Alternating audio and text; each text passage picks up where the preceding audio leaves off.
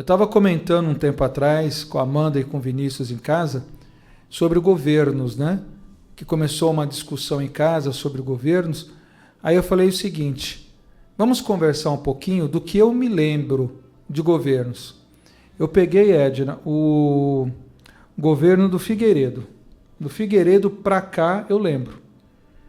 Então eu lembro do governo do Figueiredo, eu lembro do governo da transição que nós tivemos para a formação da Constituição. Eu me lembro dos presidentes que saíram, né? Eu me lembro de uns que desapareceram antes de tomar posse. E isso a gente sabe que realmente houve ali algumas situações, né, que poderiam ser inexplicáveis assim. Depois nós vimos aqueles que seguraram a poupança, depois nós vimos outros que foram sendo trocados até os dias de hoje. E aí eu estava comentando um pouco de cada um deles, o que foi bom e o que não foi. Para a gente ter essa ideia e saber como avaliar o que a gente tem hoje. Eu queria que as pessoas fizessem um exercício mesmo de pesquisa. Peguem os países que vocês moram, que vocês habitam, avalie os últimos 5 presidentes ou líderes do seu país. 5. Olha a história, vai no Google, vá nos livros, onde você achar melhor. Mas dê uma procurada nos últimos 5. Eu me lembro quando foi anunciado, o Brito, jornalista, anunciou que o presidente Tancredo estava doente, de repente, né? E acabou vindo a falecer, sendo que o seu vice assumiria em seguida. Eu me lembro de tudo isso, não é? Então eu queria que cada um avaliasse 5 dos seus últimos líderes do seu país e avaliasse exatamente prós e contra, para a gente entender o que a gente está vivendo hoje. Hoje nós falamos do mundo globalizado, né, Edna? E se a gente não entender isso pelo lado do espírito, fica difícil, né?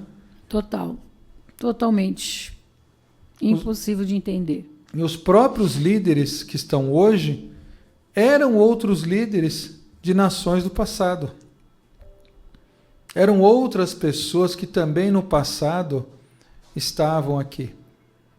Por isso que a gente tem que entender, compreender e ver o que está acontecendo.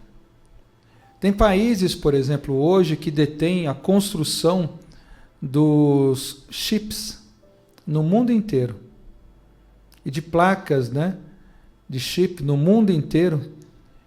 E hoje há outros países que querem de todas as formas assumir o comando desses outros países menores. Você já imaginou o que é que eles estão visualizando? Hoje cada nação ela tem uma riqueza, ou é informação, ou é alimento, ou é tecnologia, ou são bens naturais, ou são riquezas por causa das pedras preciosas. Então, cada um desses países, tá? Não estou citando o nome abertamente aqui, que a gente sabe as dificuldades que é da gente falar tudo muito claramente, mas quando a gente começa a ver que cada um desses países tem algo que é interessante para o outro, às vezes até um ponto estratégico. Às vezes um país tem a ideia de querer tomar o outro porque ali é um ponto estratégico para poder ou trafegar alimentos, ou trafegar comércio, ou mesmo até para se preparar de uma forma bélica contra os outros países. Regimes de poder que antes eram falados que eram bons, hoje a gente está vendo se realmente é bom. Países vizinhos nossos aqui, onde as pessoas estão desesperadas por causa de alimento. Quem tiver a oportunidade, vá visitar as fronteiras. Visite as fronteiras. Veja o que está acontecendo nas divisas das fronteiras do país. Vá conversar com as pessoas e ver o que está acontecendo. Esses dias eu recebi uma mensagem de uma pessoa da Europa dizendo da falta de alimento na Europa. E aí a gente vê que muita gente aqui do Brasil queria antes ir para a Europa para uma qualidade de vida melhor. Será que hoje, né, Edna, é a melhor opção? Não é? Se a gente não entender muito bem isso, a gente não vai entender o momento que a gente está vivendo.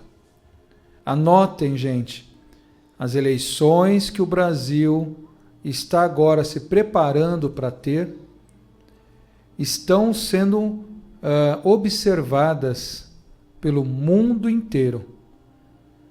E por um motivo, pela postura e pela posição estratégica que o Brasil está se tornando e pela condição que ele tem hoje de poder ajudar a suprir a fome no planeta Terra.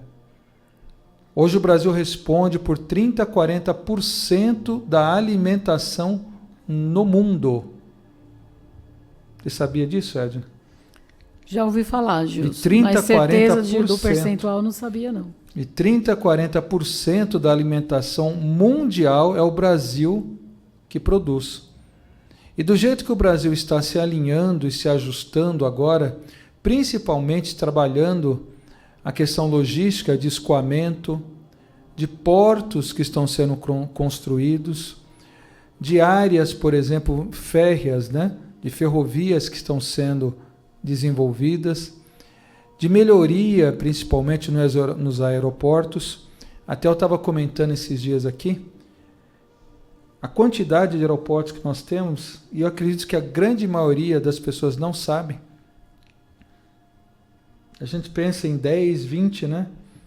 2.465, ou mais ou menos por esse número, aeroportos que nós temos no Brasil.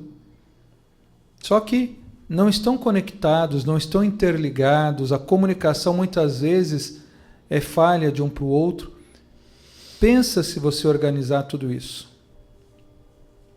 Pensa se você organizar essa parte logística para o caminhoneiro não ter que ficar, por exemplo, 3, 4, uma semana, 4 dias, uma semana preso no atoleiro, simplesmente porque a rua ainda é de barro e ninguém quer construir aquela tal da avenida ou da rua ou da rodovia para ele poder chegar mais rápido. E tudo isso aumenta o nosso custo, não é? A gente viu recentemente a luta para baixar combustíveis, a luta para baixar IPI, a luta para baixar imposto. E a gente vai percebendo quem está realmente lutando a favor e quem não está. A gente vê agora das saidinhas, né, que foi votado agora, tinha gente votando contra. Vamos tentar entender o porquê? Quais são os argumentos, né? Será que os argumentos são justos, são válidos? Vamos avaliar. Então a gente tem que perceber tudo isso. A gente tem que entender, porque senão a gente vai pelo canto da sereia e a gente acaba agindo sem pensar.